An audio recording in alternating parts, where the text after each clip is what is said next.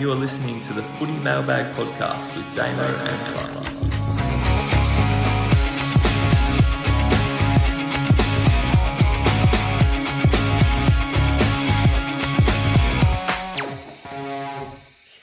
Hello and welcome to the Footy Mailbag. My name is Damo, and as usual, helping me co-host is my good mate Clarky. Hello. This week we have SuperCoach AFL content provider and all-round good guy Al Paton. How you doing, mate? I'm doing great, guys. Thanks for having me on. Al, let's get straight into it. Tell us about your season. How's it been going for you? So assume we're talking about SuperCoach. We won't talk about, well, I think there might be a question about Richmond. We'll worry about that later. But my SuperCoach year is going to be better than the Tigers, thank goodness. I've actually had a good year. I was ranked in the top 200 for a little stretch there and sort of close enough to the back end of the year. I thought I could nearly push for a top 100 finish, which would be a PB for me, but slipped back a little bit really that month or so ago when this carnage sort of first hit. I got hit pretty bad with that and made a couple of questionable decisions as well along with it, and things that just went the wrong way, which, I've been getting the rub of the green for most of the year, so it was bound to happen eventually, and I've slipped back to, I'm just outside the top 500 now, so still hoping maybe I can get back in, but a lot of that is going to come down to, how many donuts everybody's playing with over the next few rounds, because I'm sure we'll get into that, but plenty happening on the donut front, but and I've got no trades as of last week, but no, I've had a really enjoyable year, and I'm starting to get nervous about next year, thinking I got a lot of calls right at the start of the year, and I don't know if I'm going to be that lucky again next year. And even with the early buys and things, I think I sort of, my strategy early was pretty good, but I think a lot of people, if this happens again with the AFL fixture, which I suspect it will, a lot of people will have learnt from what happened this year, and I think that the key was, and you can't always predict obviously, but having the guys with the really big ceilings. Going with a sort of a mid-price strategy didn't really work because you're sort of spreading out the points over your whole team. But really, you just wanted to absolutely maximise your best 18 in those early buy rounds. And I was lucky enough to do that with, I had, Jack Steele at the start of the year. I had Green and Heaney and all these guys who were absolutely popping off. And, that really sort of set me up for what's been a pretty good year. So I've been asking our guests, Al, for this year so far, and then I know this a little bit, but you're out of trades now, so I suppose this one can count. Who has been your favourite player that you traded in? That's a really good question. For a little while, and it's gone sour in the last few weeks, but for about 6 weeks it was Alex Sexton, because I traded him out in about round 4 or 5 or whenever it was when he got dropped, and a lot of people got rid of him. And then the way my team was structured, I had no cover in defence for most of the year, really, and I'm back in that situation again now. But then I just noticed that Sexton came back into the Gold Coast team in about round 9, and I'm thinking, hang on a minute, this guy's like deaf forward, even though we all had him in the forward line originally. And at that stage, he'd only gone up to, it was like 180,000 or something, because he hadn't done much. And I picked him as sort of rookie, swing cover. And then, thought, well, if I have to play him over the buys, that's an extra body. And he was so good. For about 6 weeks, he averaged about 90 and went up a heap of money. And he gave me, that cover. And so that was a really great pick and helped me a lot through that middle part of the year. And then he was sort of, unfortunately, was part of the reason why it sort of unraveled a little bit, because I hung on to him probably too long. I hung on to Zach Fisher too long. And because I kind of needed those guys to give me that, I had to keep that swing between the defence and the back line. So I ended up keeping him for probably a couple of weeks longer than I should have. And then I kept Fisher for probably a month longer than I should have. And finally got rid of him last week. And now he'll probably play this week when I desperately would love to have him to cover for all my other issues. So, but yeah, actually, he worked really well for me for that. But it's sort of a funny, that's the way kind of SuperCoach works, that you just, it can be really great for a certain period of time, and then it can be, he can be the worst player in your team very quickly. No, I really appreciate that. That's a good, different answer that we've had to that. And who would you say has been your biggest bust? Charlie Curnow. I'm not going to be the only person saying that. I mean, gee whiz. And I picked him, spotted him from a few weeks out. I thought after the buys, I still had, was finishing my forward line, which everybody sort of left that to the last. And I thought, he wouldn't normally go with a key forward, but he was reasonably priced, and didn't really love anybody else in that spot. So didn't get Jai Caldwell, which was a major omission, and I went with Curnow. For the first couple of weeks, it wasn't too bad. But, it's just been absolutely horrible the last few weeks. And now he's probably going to lead me with a donut in my forward line for the last 2 rounds of the year. Yeah, look, I think we all kind of fell a little bit into the Charlie hype because he's such a lovable player as well. So it's nice to go, I've got this key forward who's in running for the Coleman. He's really cheap. This is a really good option. Everything just sort of seemed to be lining up where it's like, this could be it. The forward line's been so crazy. This could be the move. And it just hasn't for a lot of people. And And if you look at his scores over the first half of the year, his bad scores were like 70s and 80s.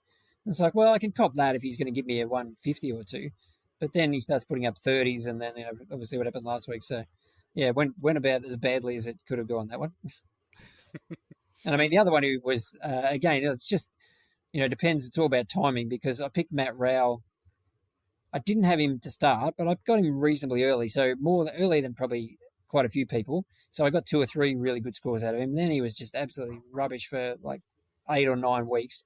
And then finally got rid of him. And then now he's scoring really well again. So, yeah. that's correct. Can't get him all right. Yeah, that's the correct experience, right? Yeah. And I traded him. I won't go on about this because I've talked about it a bit on my other platforms. But yeah, traded him to Lockie Neal. Spent 200 and something thousand on the trade, and in the 4 weeks that I've had Neal, he's scored 2 more points than Rowell. So about 100 and something grand per point. Yeah, that's difficult. I think to update the listeners on, I think I've got a new biggest bust besides, obviously.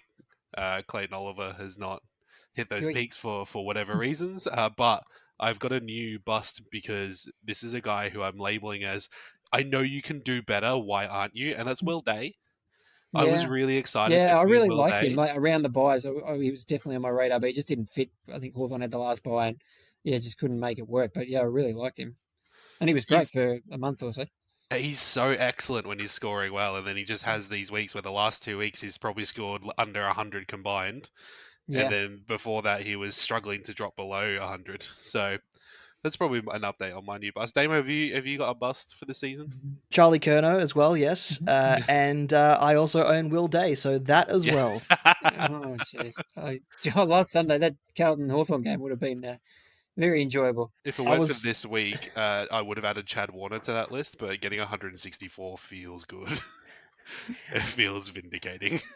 Yeah, last week when I was watching the Carlton Hawthorn game, I was like, well, this is a bit different. And then about half time, I checked the SuperCoach scores, and then the whole game goes off and I go and do something else. Well, yeah, that was probably a wise decision. Yeah.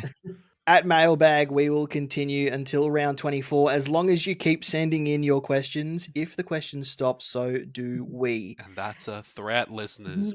Injury news. Stephen Canelio is a test with his shoulder. Josh Tracy is unlikely, but not ruled out yet. Charlie Curnow is out with his ankle injury. Sean Darcy hasn't been ruled out yet, but is unlikely. Mateus Philippou was a late out with illness. He's a test. Harry Sheasel is out. Tim English is out. And Adam Sard is out. That's Harry Mackay as well, and the rest of the Carlton Football Club. Yeah. The injury news this week has probably hit teams the hardest, and it's mostly because not a lot of people have trades left. It's crazy to think we didn't really have a serious injury, I reckon, in the first 15 rounds. And you managed to use most of our trades anyway. And then it's all hit like this. And it just, is a lesson for next year that you save trades, but maybe you save them and then it turns out you don't need them. So, it's really rough. And all some of those popular players in key, like if you've got English, who has cover? So, yeah, that's really rough. I like to think of trades like I think of the Tim Tams in my cupboard where I think I'm going to save them, but I'm absolutely going to eat them all in one sitting. And then you regret it. So, yeah, similar.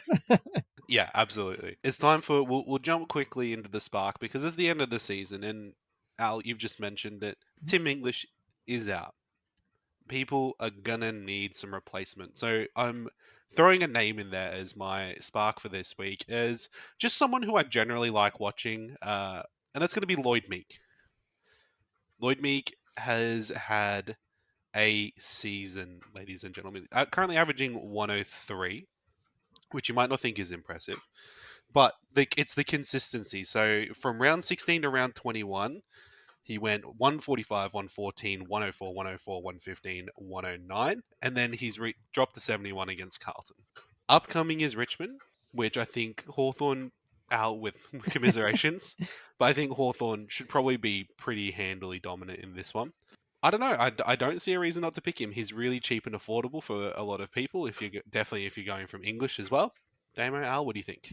I just remember when I don't know, a few people picked him up sort of mid part of the year, and I was sort of pretty against it because I thought, well, they always have Ned Reeves there, and you don't know who's going to be their number one ruck from week to week. But is Ned Reeves even still around? I don't know what's happened to him because I believe he's definitely the number one man. Yeah, basically. No, he's been great. And yeah, I'm not. How much is he? Yeah, if you're looking for someone who's actually cheaper than English, there's not a heap of great options. So he'd definitely have to be up there. Clarky, last week we talked about my last trade and when I was going to use it. We did, yes. There's lots of ways I could go with my trade this week. Obviously, Harry Sheasel is out. Charlie Curnow is out. But if Harry Sheasel's back for round 24, I think I want him. And Charlie Curnow, apparently he's going to be out for 1 week at this stage. And if he comes back, I kind of want him as well. But Tim English has been annoying, is probably the best word, for the last 8 weeks or so. So as soon as they said he was out, I flicked him out of my team and brought in Lloyd Meek, and that is my final trade used. Well done, Damo. I'm glad you've got the board shorts on and you're joining all of us in the river of no trades. Welcome. May the warm river calmly flow you to the end of the season. But I like that. I think that makes perfect sense as well. Tim English being 530 and Lloyd Meek being 542 is, it's a reasonable jump that doesn't cost you too much of your remaining salary. And as we know, hopefully that profit rolls into our teams next year, right? Yeah, I'm pretty sure that's how it works. Whatever I've got in the bank will just last the next year. But no, you know what, Damo? Congratulations, you've overcome the fear of losing trades, and you've made a good choice. I still might only have 18, but 18 players this week, but that's okay. That's a lot of people. That's fine. That's a problem for everyone. Make it a best 18 week. Al, you're the one in charge. Yeah, you've just given me an idea. You can make this happen. I believe there's like a big lever that you just pull right from. Pull the lever, Crunk. From up to down, and the lightning goes off the Herald Sun headquarters. Yeah, that's right. Something similar to that. Why do we even have that lever? All right, let's get into the listener questions. There was a few things I wanted to talk about before we did, but we had a lot of questions, and a lot of it covered what I wanted to talk about with these two gentlemen here. So the first question comes from Moore. He wants to know, who are the best Sheasel replacements? Anyone who is a top 10 defender right now. Yeah, well, at least he's English isn't great, and then we'll get to Curnow. I'm sure he's worth nothing, but Sheasel is over 600k, so you can pretty much get whoever you like. So, yeah, probably in terms of matchup, if you're just looking at who has great matchups, I think talked about the Hawks. James Sicily hasn't set the world on fire this year, but plays Richmond this week. His last 3 against Richmond, 147, I've written here 151. I think it was 171 and 141. Richmond obviously paid no respect to defenders all year. Luke Ryan famously scored 197. So, yeah, if you're looking for just someone to absolutely go nuts this weekend, I don't mind Sicily. And then he's got North in the last round, so he should score pretty well against them too. And he's only 519k, but I don't know if that really matters, but he'd have 100 grand left over. I like that. For my money, I'm probably looking at Jack Sinclair. I like the cut of his jib in a very boring St Kilda team. He has just been a reasonable pitcher of just high scores. Very rarely drops below 100 and has had patches where he's just averaged over like 130 for weeks at a time. Well, since they've started this run, I think they played like 8 of their last 9 games at Marvel. And if you look at his Marvel scores, they've been really, really good. Like a couple of 140s. Like last week against Richmond, he was fine. Scored like 125. So, yeah, I don't get it. You don't see it happening, and then all of a sudden you look at the number and you're like, that can't be correct.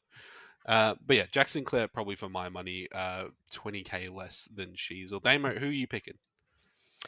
Well, there's only 3 players more expensive than Harry Sheasel currently, and they are Adam Treloar, Marcus Bontempelli, and Tristan Sherry. Let's say he can flick someone from his midfield into his back line, like a Nick Martin, a Nick Dacos, maybe he already owns Jack Sinclair. Maybe he can do that. One of those kinds of players. And maybe he already owns this guy, but Lockie Neal plays Collingwood, who don't really have a midfield at the moment. And then they finish off with St Kilda in the final round as well. So I don't mind going for a midfielder if you can make it work and go for Lockie Neal. But if you have to choose a defender, you can go for pretty much anyone. And you'll be doing all right. Lockie Whitfield has had a nice run of form, and that should continue against Fremantle, who seem to let anything happen in their forward line at the moment. But yeah, Jack Sinclair, I'm on that train as well if he doesn't own him. So few options and a few ways you can swing it to make it all work for you. Thanks, Maul. The next question comes from Matthew. Actually, we're going to lump in the next two questions together. This other one comes from Adam. They both want to replace Curnow. And they both pretty much only have Curnow's price to spend. Adam was thinking of maybe Cozzy Pickett. Okay, that's fun, right? Like, it's fun to watch Cozzy. Is he gonna... sometimes. Just, look, as a Melbourne fan, I like watching him because he's the only thing that gives me hope because Caleb Windsor is injured. And Colin Tholstrup exists as well. But if you look at his scoring, it's just kind of, you're not going to get much value for your money. His last 5, he's only scored over 100 once, and he's scored under, say, 70 3 times. Coming up against Gold Coast and Collingwood, I don't know. I don't see it at that price, but I do. But if we're going for fun options, I'll recommend another fun option. That's Riley Thilthorpe. Just fun to watch. He's got a great beard. Give yourself a reason to watch the Crom. True. Coming up in the showdown as well, I think there's real opportunity for a lot of players to go big, and he's got currently a 3-round average of 86. Coming off the back of a 96, where Adelaide are playing some good football right now. Like, beating the Dogs is not an easy feat, and they managed to do it pretty handily. So I think a showdown is going to be really interesting. I wrote down like 5 possible Curnow replacements, and I just realised none of them are cheaper than Charlie Curnow. So if you don't actually have that amount of money, I mean, how about just something totally crazy? What about Sam Darcy? If he's going to be number 1 ruck for the Bulldogs for the next 2 weeks, he's 381,000. He kicked what about 1 goal 6 or something last week and scored 78.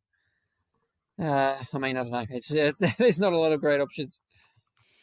I sort of had Jeremy Cameron as my fun pick, but he's 425, so you need 30 grand in the bank. But he has a good draw coming home. They play the Eagles in the last round, so could do something big there by playing in Geelong. But in terms of cheaper options in Curnow, you're really scratching the bottom of the barrel. Yeah, I like Sean Manor. I don't hate that as a player. He has shown that he has upside. They are playing against St Kilda this week, though, who can be a little bit restrictive against mids. So I don't know whether that results, but probably could average 70s on the run home. St Kilda and West Coast to finish the season is not too bad of a run. Damo, have you got any suggestions? Brian Myers is 372k, and he plays St Kilda and then West Coast. Damo, what are you talking about, Damo?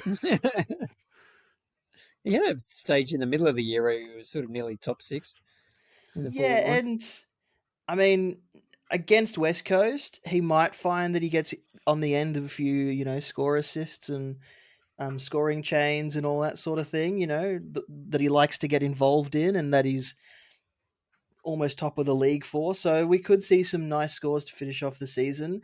It's a really awkward price to replace, and terrible. I don't envy the position of either of these guys. I don't mind the idea of Bradley Hill as like a really Wow. as like 326k, scored 86 on the weekend. I like these questions because we get to say names that we don't normally say. like Darcy Jones from GWS. He's a fun little guy. I own him in a draft league, and to be honest, he's actually been quite serviceable on and off. Nick Watson, the Wizard, he's pretty fun to watch. Plays Richmond this weekend. Yeah, plays Richmond this weekend, and then North. Yeah. So, Clarky, just going back to Cozzy Pickett. Obviously, Yeah, Clayton actually, Oliver's been ruled out for the rest of the season. Yeah. No Christian Petrarca. Mhm. Jack Viney's been struggling. Do you see Pickett getting full-time midfield time No. for the rest of God, the no. season? No? We need a forward, Damo. Have you not been watching Melbourne? We need forwards. That's our big problem. We've got heaps of mids. We can get some more people left over from St Kilda next year as well. I don't know. I'd probably see a little bit of uptick, but Cozzy seems to only play very occasionally in the midfield when they need that little bit of burst, but mostly they kind of want him pushing the ball forward and to be that kind of one-out speed to burst it through. So I'd probably say that there's a few guys who get that mid-time ahead of him, and that's why I think it's the up and down, right? And you see that up and down because of the reliance on his mid-roll. Melbourne, in Casey, aren't short of midfield options. Klein and Brown could probably easily come in this week. Hey, I hope so. Fingers crossed. Yeah, hey, maybe. Like, That anything would- could happen. That would cover a donut for me, so Yeah. I actually love that. And I mean, as bad as his scoring was, it's probably what Kerno scored 17 last week, so it's an improvement on that. I suggested a couple of weeks ago, since we're talking about my team, Tom McDonald has been having an average season. Who, if you were like, I'm okay with if Kerno hits a 70, but has a ceiling of like 100 plus, boy oh boy, Tom McDonald is for you, and I feel disgusting saying that in the same sentence. Yes, I've got one for you. What about 386 grand? Plays Collingwood this week at the MCG, then finishes against Essendon at the Gabba. Joe Danaher. I don't hate that. I don't hate it. I don't hate it. After all the names that we've said, I think we've given some really good options. We've given them some options. What they do with those options is entirely up to them. We Thank legally you, cannot Matthew. be held Thank you, Adam, responsible. You're right, for Damo. your questions. This next question comes from Troy, directly to you, Al. How much do we have to leave in a brown paper bag to get more trades next year? Well, it's a long time ago now, but do people remember when we announced there was going to be 40 trades? But some people hated that. I was about to say, when you announced that there was 40 trades, people were leaving brown paper bags. But I believe they were on fire and not filled with cash like is implied. There was a bit of a blow up about it. So, I remember. but I think, those happy to take some apologies from those people if they want to get in touch. But I don't know that we could go above 40. That seems like I think 40 is a good number. This year has told me that 40 is a good number. And I've got a mate that messages me almost every week because he doesn't really watch a lot of footy. Yeah, so he doesn't do his trades at the drop of a hat. And he had like 5 rounds left and had 10 trades and a boost. And I was like, why are you asking me for help? It's like you can use 2 trades each week for the rest of the season and be fine.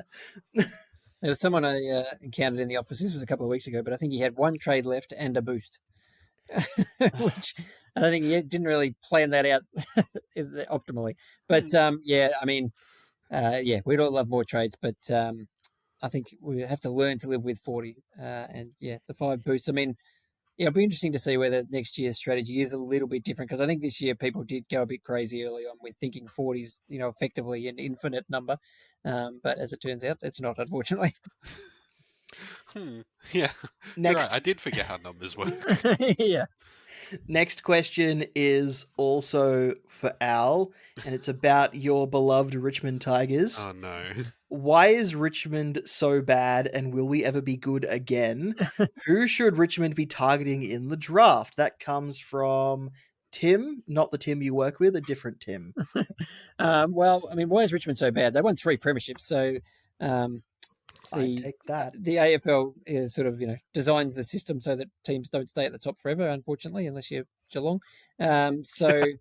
It's the cost of success. So, just, enjoy those flags. We had an amazing run, and the drop has been a bit more dramatic than I would have hoped, but I think the injuries this year have really cruel Adamuze as well. Like, I don't think Richmond would have played finals anyway, but don't think we probably would have been this bad if it wasn't for all those injuries. But, I mean, it'll really depend a lot on what they do in the next few weeks with, offers coming in for just about every player of value and how many they decide to part with. Do you really just cut completely to the bone and load up on draft picks and trade a Daniel Rioli, trade a Shea Bolton even? But those guys are under contract, so they should ask for a pretty good price for them. And if, a club like a Fremantle or a Gold Coast is prepared to stump up a couple of high draft picks, well, maybe that is the right decision, as much as I'd hate to see those guys go. So I think they're going to be bad for a little while, but we will have a amazing hand at the draft. And from what we're hearing, it is a good draft this year. Not necessarily the standout number one like a Harley Reid was last year, but a lot of really good picks, kids available in the top 10, 20, 30 even. So if you can get 3 or 4 of them, I think we'll be in pretty good shape. And in terms of number one, I'm definitely not the expert. We have Dan Batten and Jordan Pinto and Chris Kavanagh in the office who do a lot of great work around the draft. So I'm reading that more closely than I have in recent years, given that the Tigers are going to be very involved at the pointy end. Jagger Smith is someone who I've been hearing a lot about all year, and he's been playing Richmond's VFL side and just racks up a heap of the pill, which Richmond could definitely do with that in the midfield. We don't really have a midfielder like that. So he definitely appeals, but then there's a couple of other guys who also sound fantastic. And Finn O'Sullivan played in Richmond's VFL team on the weekend too, and just the reports from his outing were really positive. He's had a lot of injuries this year, so it's been a bit hard to judge. But, whereas Jagger sort of seems to be more like the accumulator, Finn's just really the, smooth-moving sort of Finn Callahan type player who just, punishes you every time he gets it. So, some sort of good problem to have for the Tigers recruiters, but fingers crossed they get it right. And, if we can get 2 or 3 sort of higher-end picks, it'll definitely help rejuvenate things and hopefully get us on the right track for the next successful run, which, but might be 4 or 5 years away. Couple of follow-up questions for you. What sort of player, like if you had to pick a player out of another team to sort of base who you're drafting, what kind of player does Richmond need? Like obviously there's a few holes with players going out and all that sort of thing potentially this year, but what kind of player do you really think Richmond need? And the next question is Shai Bolton's price. What do you think that because he's contracted, his price might come back a little bit more inflated than if he wasn't contracted? And what do you think he's worth on the trade table? In terms of players, I think our backline's in reasonable shape if Josh Gibcus can get his body right. Everybody needs midfielders. I suppose forward line this year has been really exposed. It's been terrible with Lynch injured all year again, and you can't rely on him to play too much, unfortunately, anymore it seems. We had Lafau showed a fair bit, but then he got injured as well. Jacob Kaczynski hasn't really worked, so if you could find another sort of forward target, that would be great. But they don't grow on trees. But we really need to get some class and ball winning ability into the midfield because they got Taranto and Hopper and they're really hard workers, and Taranto especially has been really good for us. Hopper's a few question marks, and then you've got sort of a Prestia who's I think will go around again, and he's a similar type player again, but they're all kind of hard working players who maybe don't have the best skills in the game.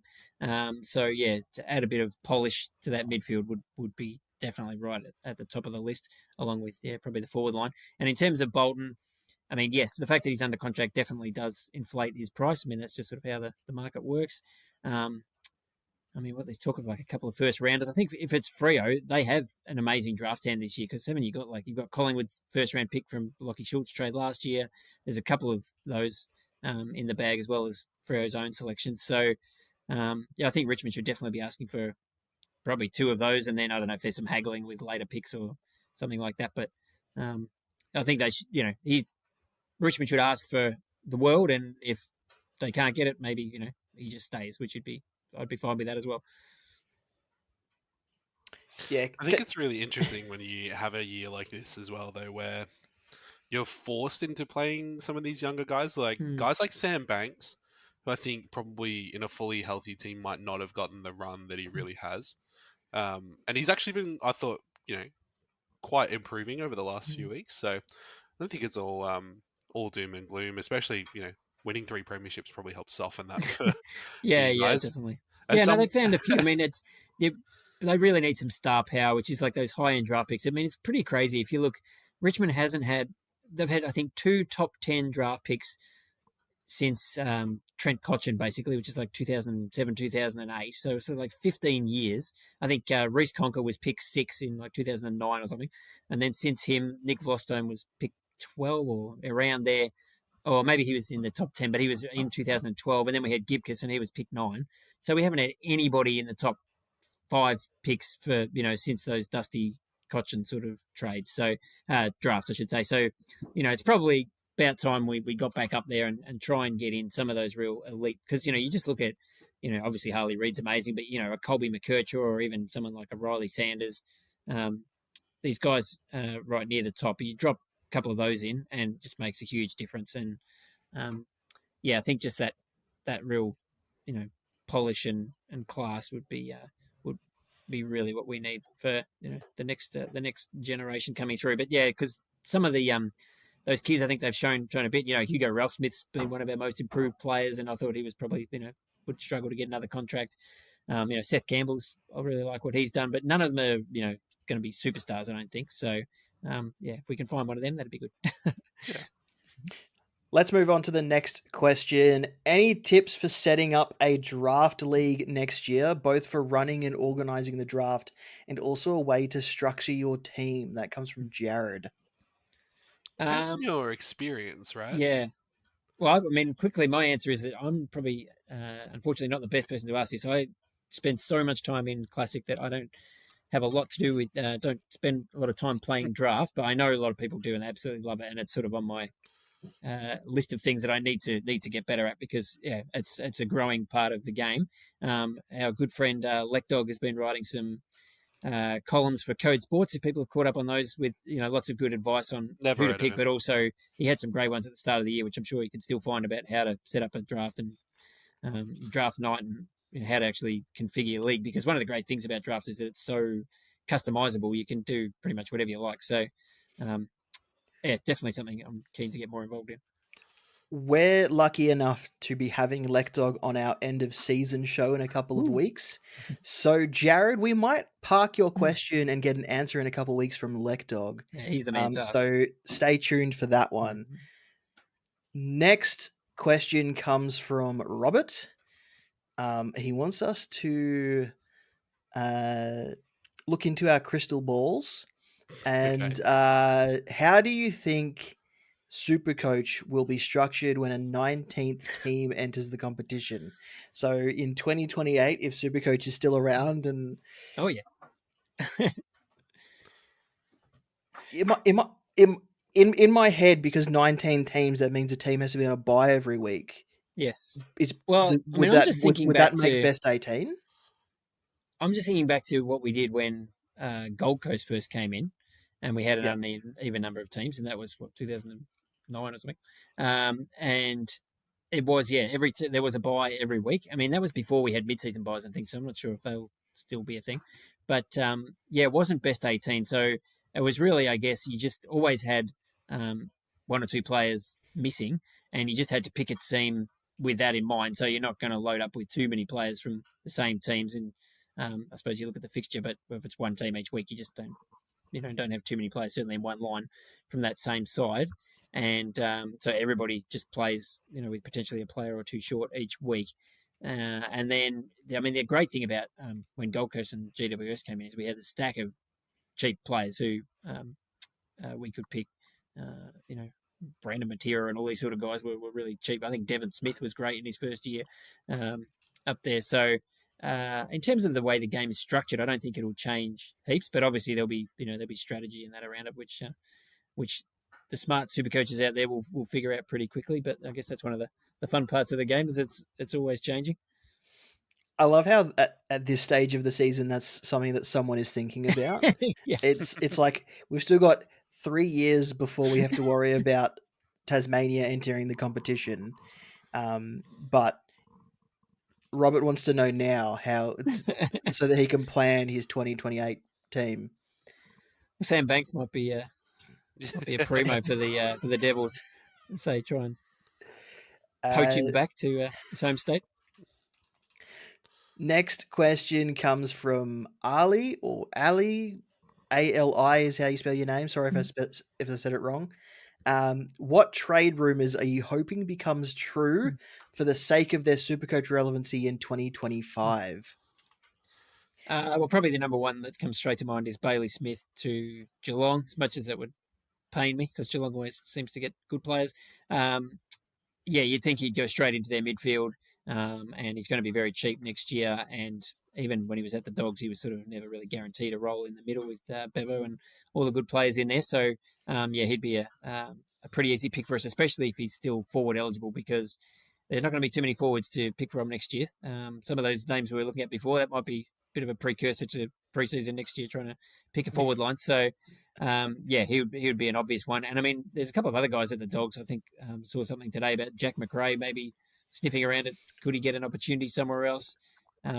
And Caleb Daniel is one that you'd think someone else will make an offer, and he might be playing somewhere else. And again, will be cheap for what we know he can produce. So I think those guys would be pretty handy at different clubs next year. I mean, if Devon Robertson ever decided to leave Brisbane and go and be West Coast number one midfielder, he'd be one I would be picking very early in SuperCoach as well. What about if Jack Graham goes to West Coast? Would you pick Jack Graham at West Coast? Nah, I don't think so. He's just, I mean, he's been handy for Richmond, and he was really good in those premiership teams, but he's never been a guy who's averaged, I don't know if he's ever averaged over 20 disposals a year in his entire career. He's just not that sort of ball-winning midfielder, and I don't really see that changing at another team.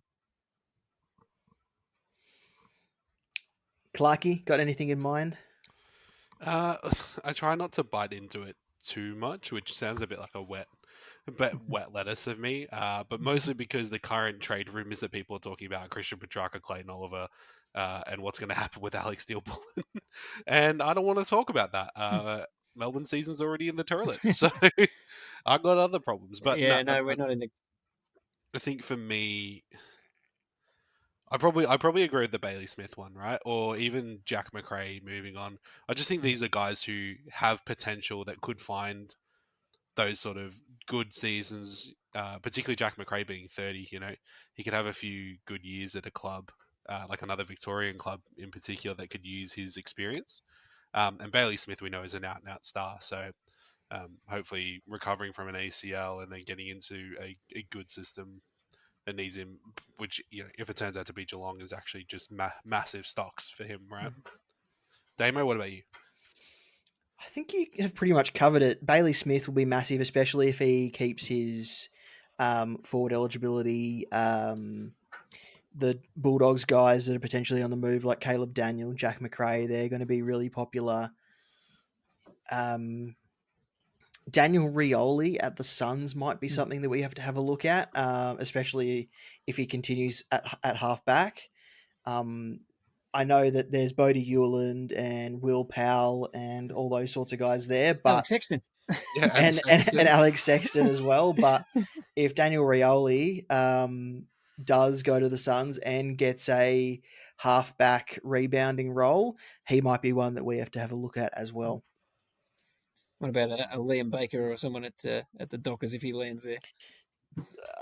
So I don't think so, because I think Baker and Bolton are sort of earmarked for small forward type roles, which don't usually do well in SuperCoach. I mean, they can do well, but don't usually do well. So not really on my radar, but it really depends on what the Dockers have in mind for both of them, if they land both of them or any of them, really.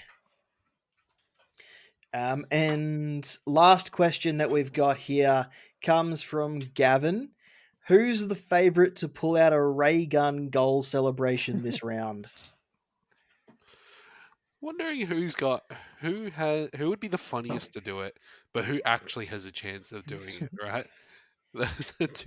Like, if Max Gawn pulled one out, would that be the funniest thing to ever see on a football field? Absolutely. The name that came to mind as soon as this question was asked was Sam Draper. Just for some reason, like he's got it in him. Yeah, he's come out with some pretty some pretty funny celebrations when he's kicked goals or done something that helped the team. So he's one that I wouldn't be surprised if he did it. So I reckon he'd have pretty short odds. What about some of these Hawks? Like we know they're having fun out there at the moment. They love their social media, and by the time they're how many goals in front of Richmond, they might be having a bit of fun late in that game. A Jack Ginnivan or a Nick Watson, you could see one of those guys doing something crazy. Yeah, or a Connor McDonald. He sometimes gets in on the axe. Is we've got Heppel, Dusty, and Hawkins have all announced retirements. It's a now or never for these three guys, right? Like, I can't remember if Heppel's was effective immediately or not, but just get them all back out of the field for one time, and just they can give it like a sprinkler. Hawkins can kick his last goal and give it a sprinkler. I can see that. I can't imagine that though. But would it be the funniest thing to ever happen in football? Probably. I think Andrew Gaff's announced his retirement. That'd be a bit random. Oh yeah. Yeah, get Gaff to do it. At home in front of his fans against Carlton, who are injury ravaged. I won't say anything controversial, but I think his dignity has long left him. It left him a long time ago. Yes. Traffic lights have stopped for season 2024, but they will be back in the preseason with all advice on rookie, mid-priced, and premium options for 2025. You can still message us. We'll answer your questions. You can still message us if you have trades and want to know how to use them, but they're finished for now. They're finished for now. We've got, look, nobody has any trades anymore, and if you've got trades, we don't want to talk to you. We're jealous. We don't have anything for you. But what we do have is some captain advice for you this week. So, Al, Damo, can you guys tell me who are your vice captain and captain options of this week? I think the game I'm immediately drawn to is the Bulldogs North game, and unfortunately it's on Sunday because I wish it was earlier and I could VC my favourite picks out of here and then with a bit of a backup, but there's really nobody after this game that I like, so probably VC, maybe a Lockie Neal, as Damo mentioned earlier, against Collingwood with no tagger, should give me a good score finally. But then, I was really tossing up between the Bond, who's got an amazing record against North, and you'd think, with where the Bulldogs are at, it's just a classic setup for him to put up a massive score, and Sherry, who's been unbelievable the last few weeks. But then with Tim English being out, I think that just tips it over into Sherry's corner there, because he'll be probably rucking against Darcy. I mean, the crazy thing about Sherry is last week he scored 185, and I think he only had 5 hitouts to advantage. Most of his score came from disposals, tackles, clearances, all these sorts of things. So if he can do all that and, get another 10 hitouts to advantage on top of that, he could produce something unbelievable. Job's an absolute good one on that one. I think I don't own Sherry, but if I owned Sherry, I would have the big orange button on him for this entire round, especially with, we know, Tim English going out. Damo, what about you? Vice captain, I'm still not quite sure on. I like Merritt. I like Heaney on the Friday night. Both of those guys should do okay. But I also like Zach Butters against the Crows in the showdown on the Saturday night. And I don't think I've moved the C from Bontempelli since it unlocked on Sunday night. So VC unsure, C definitely Bont though. For people who have him, he's not very widely owned. But sorry, Clarky, but I think if you had Noah Anderson, I'd be very keen to VC or see him, because just has an insane record at home back at People First Stadium this year. Averages 133 there compared to about 80 something away. And Melbourne's midfield not travelling all that well at the moment. They've given up some pretty high scores in recent weeks. So I think he'd be a really good shout for the few people who have him. Al being very polite, but I agree, Al. Melbourne lose a club right now. We love lose and Clayton Oliver being out for the rest of the season. So honestly, if now, no, you know what? I'm not going to get into it. I got a lot of Melbourne feelings that I need a place to get out at the end of this season, guys. I think that's where I'm at. Look, for me, I'm liking the Lockie Neal call. I think that's going to be my VC choice. And I don't know. I'm kind of tossing up. Do I just go for like a Will Day? Oh, Do whoa. do I just put the C on him against Richmond? Well, it is Richmond. That's a good point. Well, I just think it's not even that. Like it doesn't seem to matter who the Hawks are playing because they absolutely destroyed Carlton. So they just have that, have that energy about them where, if this was going to be a game that he goes off, why not? Geelong playing St Kilda as well. Max Holmes or a Tom Stewart type, if they're playing that sort of defensive role. St Kilda continue to be positive matchups for defenders, as evidenced over the last few weeks. Just continuing that trend. I don't have a lot of good captain options this week, personally, but I think there are definitely some out there. If you even with the Bont or Sherry, like if you were going with a Neil VC type, what sort of score would you need to get to? If you got 120, would you take it? 130? In my personal situation, Al, absolutely, I'd take a one. I'd probably consider a 110. With the way my captains have been going lately, I forgot one week and I ended up with like an 80.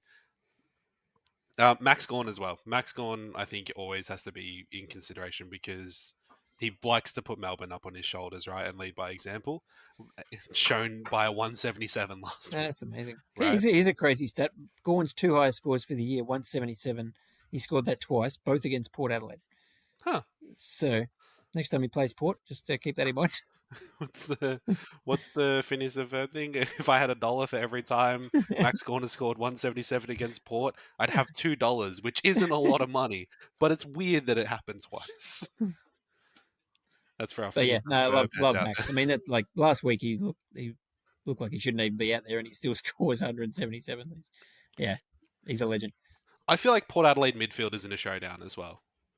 You got to, like, if you want to roll the dice on a VC on one of them, if you got a late loop, a Butters, a Rosie, even a Wines, a Sheasel, yeah, a Sheasel to help you loop. Yeah, no shortage of loops this weekend. Yeah, that's it, right? Kerno to help you loop. Yeah, well, that's the last game of the round, isn't it? So yeah. Oh yeah, that's right. People have no trades. Yeah, no, we've all got loops then. Yeah, I don't hate the Port Adelaide midfield in general. Even like if you want to roll the dice on a horny Francis. Yeah, he was great last week. No, he was not. If you really want to go nuts, you could put the VC on Bont and put the C on Jeremy McGovern. Yeah, I don't mind McGovern, and even as maybe a Sheasel trade, but I think I agree with you that if of all these donuts, he's the one that maybe will come back for the last round, and you'd like to have him back. So better off trading an English who we know is gone for 2 weeks, or Curno most likely. So yeah, but if you were trading Sheasel, yeah, I don't mind McGovern. He was unbelievable last week, and yeah, I mean, given I don't know who's going to play in Carlton's forward line or even midfield, but you'd think he can float around and take a heap of marks again this week as well. So yeah, and even as a fullback captain, because I think if you VC'd a Bont or a Sherry, you're going to take it. You don't have to worry, but just as absolute insurance, a McGovern would be someone I'd probably feel confident in if I had to. You could put the C on him. It's just I prefer to do it that way, putting the VC on my highest scoring player, because you just avoid that tricky situation where Neil scores 126. And it's like, man, I guess I really have to take this, but I honestly think Sherry's going to go 150 plus. So you get caught in that little situation. But as you said, if it's there, you've probably got to take it, given everything that's happened this year and this in the last week especially. And that's it for this episode of the Footy Mailbag. Al, always a pleasure to have you on. Where can people find you? Well, yeah, I'm not too hard to find. If you go to anything SuperCoach related, any of our official channels, I've got my own Twitter or X at Al_SuperFooty. But yeah, just follow all of the official SuperCoach accounts and you'll see me there. And as always, thank you, Clarky. Always a pleasure. You can also find me on The Falcon, which is my adjacent football podcast. We have new episodes coming out every Tuesday, so you can give us a follow at Falcon Footy Pod. We talked about the Olympics this week. That's football. We had so we sent one of our co-hosts is in Eastern Europe for work, and also because we punished him to send him there. So we had a guest host in who was a Freo supporter. So between Jesse, myself, and our guest host Cass Daly, we all lost in heartbreaking fashion. Freo, Essendon, and Melbourne. So it was a very Olympics heavy episode. Well, if you are getting a bit done with footy for the year, I should drop a promo before we finish up that SuperCoach NBL opens next week. The season starts, I think, on prelim final weekend for the AFL, so that's not too far away. But yeah, you'll be able to actually get in and start picking a team from mid next week. So we're starting to talk a bit about that in the office, and people getting pretty excited. It was first time we did it last year, and it was really fun. So looking forward to that. I'm gonna jump in this year. I didn't jump in last year, but I'm gonna do it. I'm committed to NBL SuperCoach this year, so I'm looking forward to that. If you haven't given us a rating on your listening platform of choice, please do so. It helps new listeners find us. And make sure you check out SuperCoach rings at supercoachchampion.com for a Super Bowl style ring for your league winner. They do rings for all SuperCoach and fantasy formats. So with AFLW, NBL, and BBL all around the corner, make sure you check them out. And don't forget to check out our website, thefootymailbag.net. You can use the Google form on there if you don't have social media and you want to send us a question, or if you want to find all of our feeds or merch, you can also go there. It's a beautiful little website and only takes like 2 clicks to get there. It's nice. It's clean. Go have a look. Thanks for listening. We'll talk next time.